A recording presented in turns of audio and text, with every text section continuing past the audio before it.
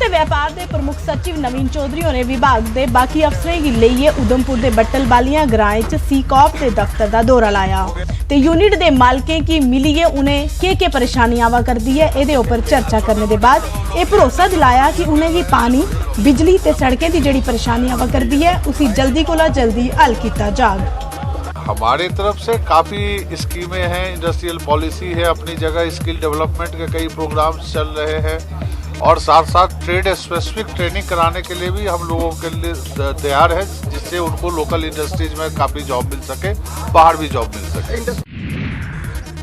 जिला सांबा दे सुंजवा गुजर बस्ती विच कल राती करीब 11 बजे अग लगी गई, जुदे च 4 कच्चे कुल्ले सड़िए सुहा बनी गए ते पशुओं आस्ते बनाए गए 2 शैड भी सड़ी गए। कुल्ले च रौहने वाले लोकें दा आखना है कि उन्हें बड़ी कोशिश की फिर भी अग इन्नी ज्यादा ही कि बुझाई नहीं सके। सारा समान सड़िए सुहा होई आ। मौके का जायजा लेने आस्ते विजयपुर के तहसीलदार ने आख्या कि पीड़ित परिवार की शासन प्रबंध कोला मुआवजा दिता जाग।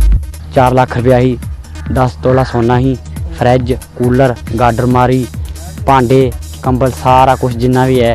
खत्म हो गया, कुछ नहीं बचा। पुलिस आई एप्लीकेशन दी थी, अजे तक कोई नहीं आया। गवर्नमेंट एक मदद देगा सानू नंगी सी, कोई आटा नहीं, कोई चौल नहीं साढ़े को रहा, कोई भांडा नहीं रहा, सारा कुछ सड़ गया।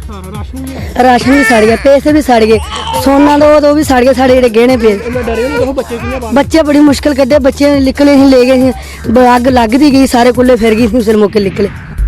संत निराकारी भवन के हैडक्वार्टर जम्मू अज मते लोग इकट्ठे होइए रक्तदान किया। आम लोगों कने सरकारी अफसर भी बड़े मने कने रक्तदान करी आख्या कि सारे लोग किश ना किश दान जरूर करते हैं, पर जे लोग अगर रक्तदान करने का प्रण करी लैन ते बीमार लोगों की जान बचाई जा सकती है। इस करिए रक्तदान की महादान भी आख्या जाता है। एक कैंप जो इत्थे ऑर्गेनाइज होया है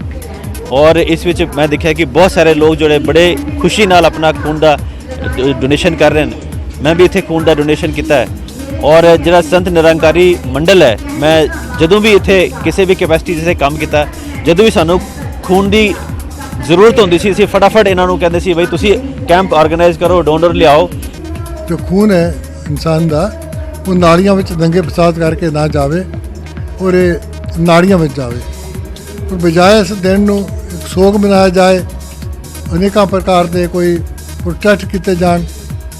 सत बाबा जी ने, बाबा देव सिंह महाराज ने रूरल डिवेलपमेंट दे पंचायत राज की तरफा कठुआ के बरनोटी ब्लॉक 3 दिन का एक परीक्षण कार्यक्रम रखा गया, जिसका मकसद नवे बने पंचे की सरकार की योजना बारे दस्या ताकि लोगों की भी इस बारे च दसी सकन। इस कार्यक्रम में डीसी कठुआ विकास कुंडल होरें भी शिरकत की ते कन्ने बीडीओ बरनोटी ओडी अत्री होरें आख्या कि ये जे कार्यक्रम वो करते रहोगन तांगे ये परीक्षण पंचे वास्ते बड़ा के फायदेमंद रहो। इनको यही बताया जा रहा है कि इनको जो वो पैसा उसको यूटिलाइजेशन कैसे करनी है और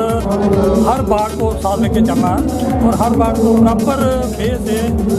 डिस्ट्रीब्यूशन करनी है, उसके बारे में असें बड़ी खुशी हुई है कि जिहड़े सारे पंच साहिबान जो पढ़े लिखे न तो वो पंच भी अपने इत्थे सुनिया करते हैं और जिहड़े अनपढ़ उन्हें कुछ नॉलेज हुई है। और मैं इस करिए अपने डिपार्टमेंट का और अपनी गवर्नमेंट का शुक्रिया अदा करना चाहना कि ऐसे कैंप लाए जान, जिहड़े साढ़े पंच साहिबान या कई बेचारे बैकवर्ड एरिया के साढ़े न जिहड़े कदे पंचायत में आए नहीं है ना, उन्हें की भी नॉलेज हो जाए।